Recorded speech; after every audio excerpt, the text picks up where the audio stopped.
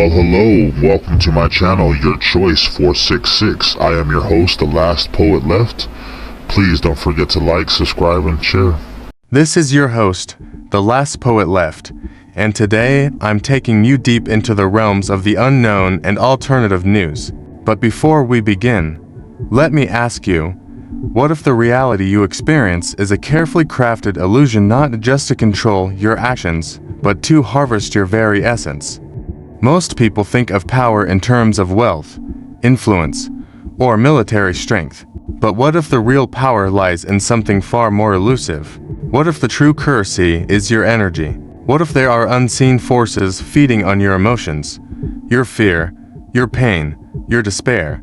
Could humanity be caught in a silent game, one where suffering is a byproduct, but the main event? Enter the Archons, the hidden puppeteers, described in ancient Gnostic texts. These beings are said to exist just beyond our perception, crafting a false world, a spiritual matrix designed to keep us blind to our own potential. Their goal: to keep us churning out a substance called Loosh. Imagine every tear shed, every scream of rage, every shiver of anxiety, all distilled into energy, a commodity more valuable than gold, and one we produce without even realizing it.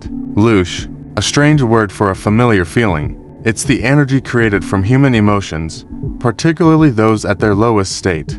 Anger, fear, hatred, sadness. What if every moment of stress you endure, every burst of frustration, is fueling an invisible engine? And what if that engine wasn't built by us, but for us? This isn't just a prison, it's a farm. The world is meticulously designed to keep you in a constant loop of highs and lows, hopes and despairs. But the highs are just the bait. It's the lows they're really after, the Loosh, that endless supply of emotional energy produced by mass suffering, conflict, and confusion. It makes you wonder, doesn't it? How many of our so-called problems are actually engineered? How much of our chaos is manufactured just to keep the supply flowing? Some call this the Matrix, not a prison with bars, but a simulation of the mind, where the walls are made of belief systems and the chains are invisible. But if we're just energy batteries in a cosmic grid, who's really in control? Is it just the Archons? Or are there others pulling the strings? Reptilians, shadow elites, secret societies. A conspiracy of control that stretches from unseen dimensions all the way down to the institutions we see every day. Could it be that the faces we know are just masks for something much darker? If the Archons are real, then everything changes. Power isn't about politics or borders. It's about vibration. Control isn't about armies. It's about emotions. It's about keeping us locked in states of fear, confusion, and dependency, because that's where the Loosh flows best. But if that's the case, what does it mean for the world we think we know? What if every war, every disaster, every heartbreak is just another Loosh trap and event carefully engineered to keep us producing, day after day? It's a chilling thought, isn't it? To imagine that we're not the authors of our own history, but actors in a play written by unseen hands. And if that's true, what's the end game? Is it about power, dominance, or simply consumption? But here's the real question: if the Matrix is real, is there a way out? Can you escape a prison you can't see, can't touch, and can't even prove exists? The answer isn't simple.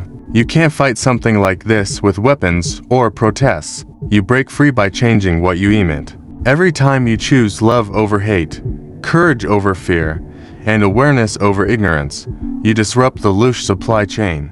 But is it that easy? Or is there more to it? Can a single mind, a single act of defiance, really crack the code of this cosmic farm? Or is true freedom just another illusion? They say awareness is the first step to breaking free. But can awareness alone unravel millennia of control? If so, what happens next? What would a world look like where the Archons have no power? Where humanity reclaims its essence? Or is it too late? Have we been feeding the farm for so long that breaking the cycle is no longer possible? You see, this isn't just about uncovering hidden truths, it's about reclaiming your energy, your focus, your life. Because if we really are batteries in this cosmic game, the most dangerous thing you can do is unplug. But how do you unplug from a system built to keep you asleep? Is it even possible? Or is every moment of resistance just another layer of the trap? So, I leave you with this. Is the world around you truly as it seems? Or are you just a source of energy, endlessly spinning in a wheel you didn't design? And if so, will you keep feeding the farm? Or will you choose to wake up? This has been your host, the last poet left. Until next time, stay aware, stay vigilant, and ask yourself, who benefits when you suffer?